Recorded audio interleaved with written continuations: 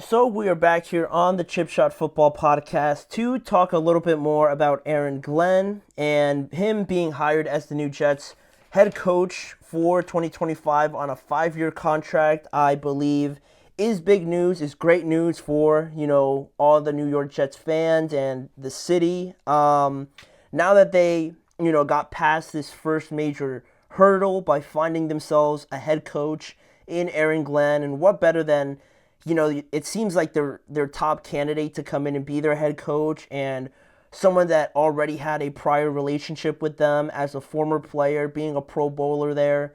It's as an ideal situation as you can find, really, and it's something that the Jets, I think, desperately needed.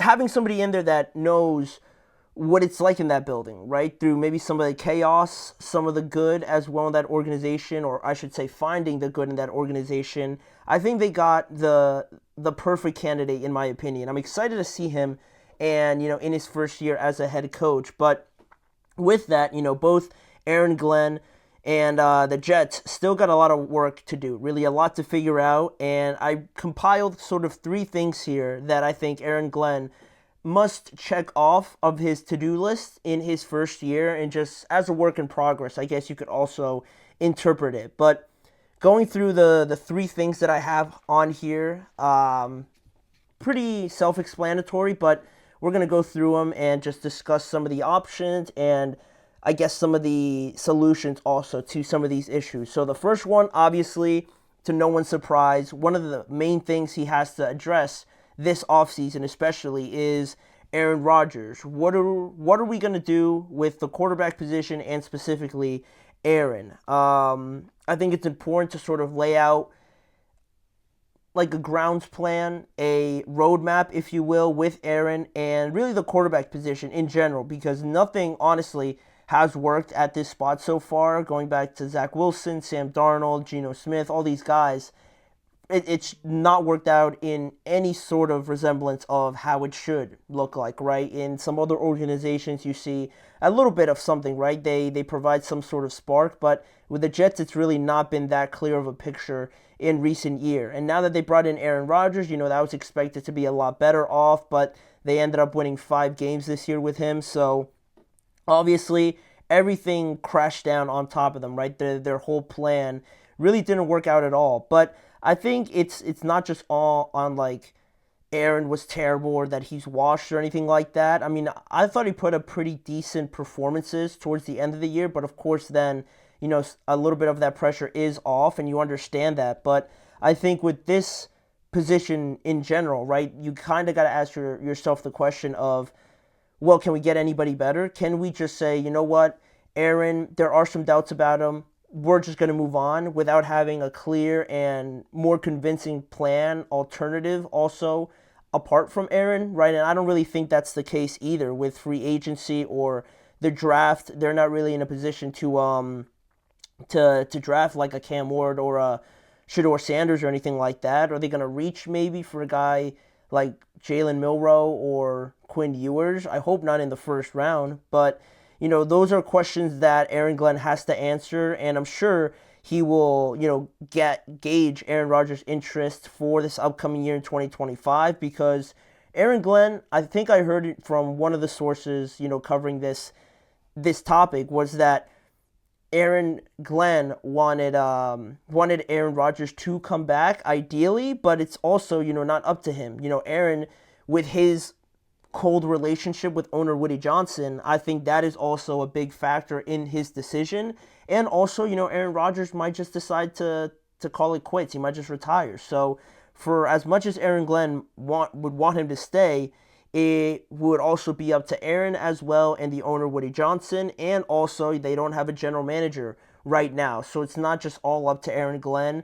We'd have to wait a little bit to see who their new general manager will be, and then I'm sure Woody Johnson, Aaron Glenn, and whoever their general manager will be are going to get together and discuss all their options and decide where to go with this position. But, again, it's also part of Aaron Rodgers' decision, and he sort of alluded to the fact that he would have made up his mind whether to come back or retire around March. So it does give the Jets and everyone a little bit of time, but that's going to be a main thing that the Jets have to address, obviously, to start off this entire process. And then the next thing I wanted to see Aaron Glenn, really address was obviously his coaching staff. And it might seem obvious that that's the case, but I think with the Jets, it's a little bit more significant, I will say, just because, you're assuming that with the fact that Aaron Rodgers, you don't really know if he's coming back or not, that you're going to have to make this decision about the offensive coordinator without, his consultation a little bit, without really his input. You're going to have a coaching staff relatively soon, so you can't just wait on Aaron Rodgers to then start the process, and Aaron Glenn already has some guys in mind, so already that's a good start, because I'm hoping they don't just base it off of the kind of offense that Aaron wants to run. Not that it was just all, that was just all the reason why they were struggling on offense last year, but I think it's time for them to explore other things than just kind of deferring to Aaron Rodgers and his expertise and experience and things like that to kind of run the offense. I think they need a new wave, a new flow of information there on the offensive side of the ball that's maybe a little bit more up to date, just some new ideas to kind of get the best out of the players that they have. So offensive coordinator is going to be a huge role for this Jets team, considering that Aaron Glenn is more of a defensive guy. He was a defensive back. He's coached on primarily the defensive side of the ball, so he's going to be more involved on that side. So the offensive coordinator is going to have a massive role in how this offense looks and how it ultimately looks and produces on Sundays. And some guys have already been named, like Clint Kubiak for the Saints this past season. He did a pretty decent job, I would say.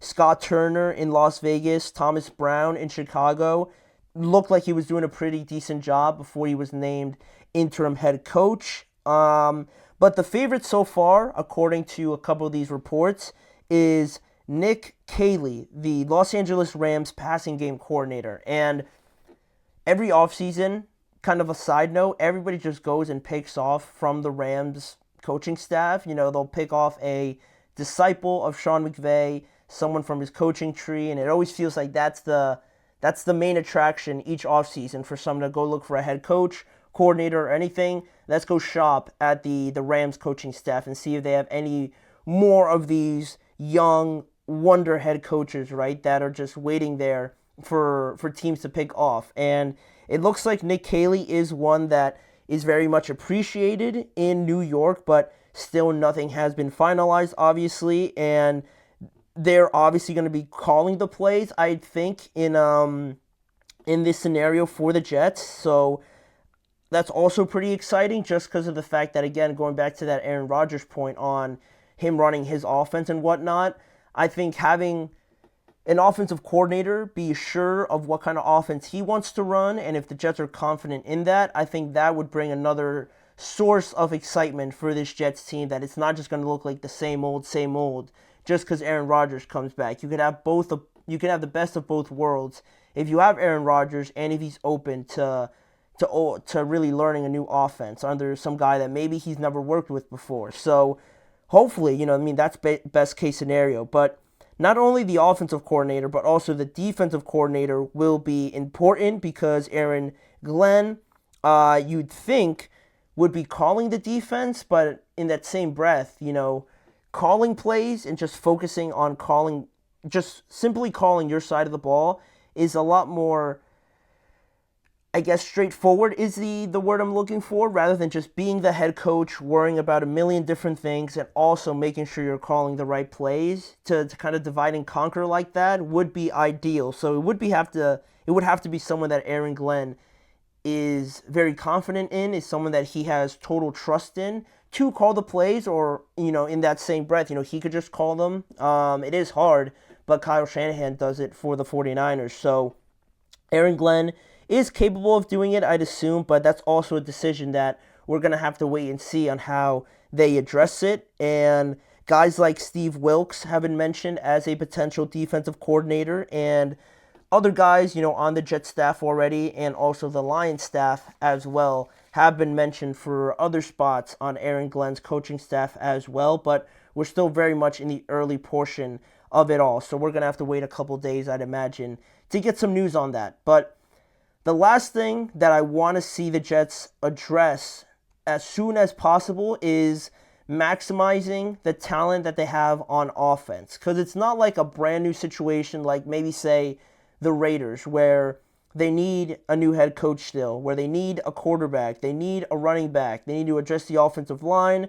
They would love to have some more receivers as well. It's not really that green, right? It's still not really that green. You got something working here in New York with Garrett Wilson, obviously. Whether or not you decide to move on from Davante Adams, I don't think they will, but you never know. That's also somebody that you could have as part of your offense. Breece Hall, Braylon Allen, these guys, they got some good names and some good players on this side of the ball, and I always felt like this offense should do a lot better than what they were putting out there each and every Sunday, whether or not they started well, but their ending was really bad, or they kicked it into gear too late and it just really was irrelevant at that point. I always thought that they had a lot more that they were capable of than they showed in some of these games towards the end. So whether it's the play calling or, whatever it might be, it's irrelevant now, right? They're too talented to struggle like they did last year. And